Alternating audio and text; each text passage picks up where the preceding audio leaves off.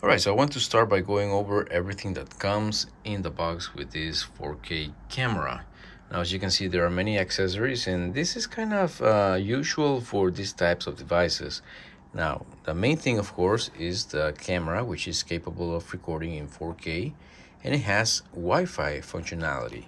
Now, according to the label here, you get an 18x digital zoom. It has a high capacity battery. It connects to your computer. I'm guessing that this means that the computer is going to recognize this as a webcam, which I have seen other similar devices do that, so that's what I'm expecting here. It has an IPS touchscreen, and it's got autofocus. And yes, I already tried it, and this actually is a touchscreen, and it has a built-in, well, not built-in, but an already applied screen protector here. And this is where you insert the included SD card, which is a 64GB card. Okay, so you get access to the menu buttons, power buttons, mode, and playback. And the camera does power on by itself automatically when you open the LCD screen, and it also powers off when you turn it off. So there's that. It has an LED light, a fill light, so that if it's too dark, then you can turn this on and you can better light your subjects. It includes a wall charger, a carrying pouch. This is the battery. It only includes one battery, but it's pretty big and pretty heavy, so I'm expecting it to last a very long time. It's got a lens hood. This is a micro USB cable as well as a USB-C cable. And the reason it's got a micro USB cable is because the included shotgun microphone has a micro USB interface. So you charge this with a micro USB, and as you can tell, this windscreen is kind of loose. So there's that. You might want to apply some hot glue or something like that to keep it in. So there's that. And again, like I mentioned, a USB-C cable to charge the camera, and I'm going to mention something about that in just a second. You get a remote control, but no batteries. It uses two AAA batteries. It's not included. And it does include a mini HDMI cable. And this right here is pretty interesting. It's rather heavy, actually. And this is a stabilizer for you to grab the camera with your hand, and you also get controls here. So this is really nice. I'm not sure if this is a cold shoe or a hot shoe, and yeah, it's a cold shoe from what I can tell. Okay, if the manual says something else, I will include it right here in the text. Now there's a label here, a caution label, and this is because this is a USB-C connector or port, and the USB-C port is used only for the handheld stabilizer. Let me focus. For the handheld stabilizer, which is the one that I just showed you. So it's got the USB-C plug right there. So this is pretty much just the interface between the controls here and the camera. So that's it, and you should never connect your powered USB-C cable here. Not sure if anything will happen, but it does have the warning, so it's probably just letting you know that it's not going to charge, but I hope that's the case. If you do want to charge it, you do this by opening this part right here. This is a cover, and you lift it up, and you get access to the USB port, which is for charging, the mic in port, and the mini HDMI port for you to connect to a monitor.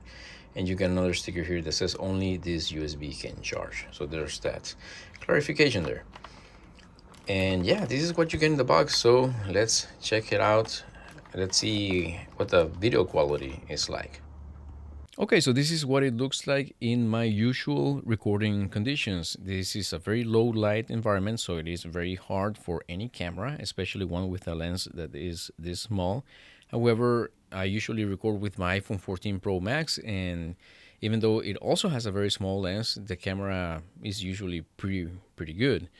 And I'm going to be switching back and forth between the image and the 4K video camera and the iPhone 14, as well as the audio. This is the Maono PD200X, and this is the audio of the included shotgun microphone. So I haven't listened to it yet, so I'm going to give you my thoughts after this clip. So now I'm going to switch to a better lighting condition, and I'm going to do that by just doing this. Okay, so much better lighting conditions, and from what I can tell on the LCD screen, which I'm looking at right now, it looks a lot better. I mean, I'm actually impressed with how good the screen on this little camera is. It is a touchscreen, and it appears to be very high resolution, at least with the size that it has here. So I'm actually very eager to see what the video quality actually looks like, because I tested another similar 4K camera around a similar price range too, and the quality on that one was just atrocious. So hopefully this one is going to be a little bit better. So I'm going to just cut this right here, and I'm going to look back. I'm going to listen to the audio quality of the microphone, and then I'm going to let you know my thoughts on it. All right, so now that I listened to and saw the footage from this 4K video camera, I have my conclusions. The first one, very obvious to you as well, is that the audio quality is not very good. It's actually not good at all. All right, so if you want this for a professional application, then definitely you should look at something else, some other solution. However, there is a switch on the shotgun microphone that allows you to increase the gain of the microphone, so that probably would help a little bit, but not by much. So again, not for professional use, definitely. Maybe not for using with the purpose of uploading videos to YouTube. So if you have a channel and you want to upgrade to a 4K quality camera, this might not be the one for you. However, after looking at the video quality, I do have to say that I was impressed. It was much, much better than I expected. It's still not as good as, you know, the quality of an iPhone 14 like the one that I'm using here to record. However, the price difference is abysmal, right? So there's kind of that. If you take into account that the video quality, as soon as I turned on the lights, was actually very good, then you actually can get by with using this for, at least for the video quality. You know, if you have it on a tripod, if you set it up and you have very good lighting conditions, and you have an external microphone, just like the one I'm using here, then you could really get some good quality content with this camera.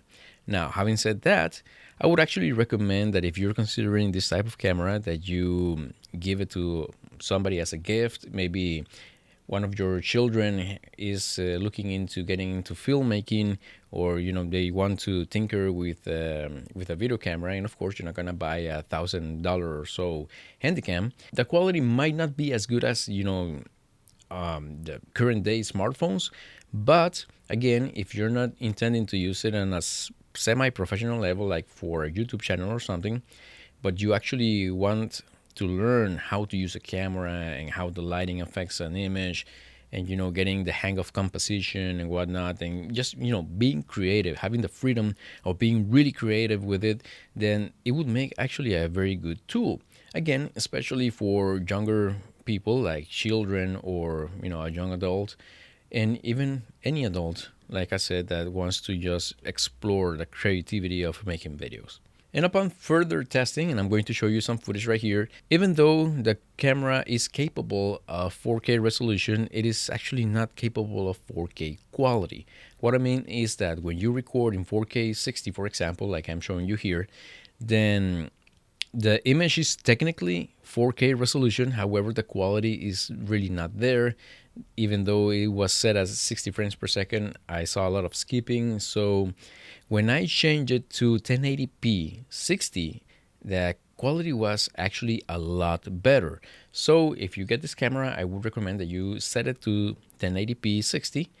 And if you really don't need the 60 frames per second, you can even set it to 1080p 30 frames per second.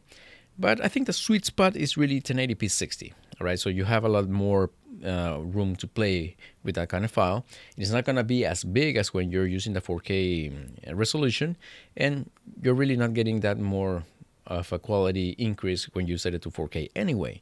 So really the sweet spot is 1080p 60, and I guess that would be my recommendation if you get this camera. And again, You can give it as a gift to your children or maybe to somebody who's looking into getting creative with video making. And I was even very surprised at how good it is at taking photos. It almost takes photos just as well as your standard mid-range smartphone. It has autofocus, which is good. Now, it can overexpose in some cases. It doesn't have very good dynamic range, but when the lighting conditions, again, are very good, then the image quality is kind of okay. So again, for your child or somebody who wants to play with this is a pretty good device. So those are my thoughts on this 4K camera. I was on this camera for free, by the way, so there's that. And I was not giving any talking points, no money was exchanged, so you make of that what you will. So thank you for watching. I hope that this was helpful, and I hope to see you in the next one. Until then, may God bless you.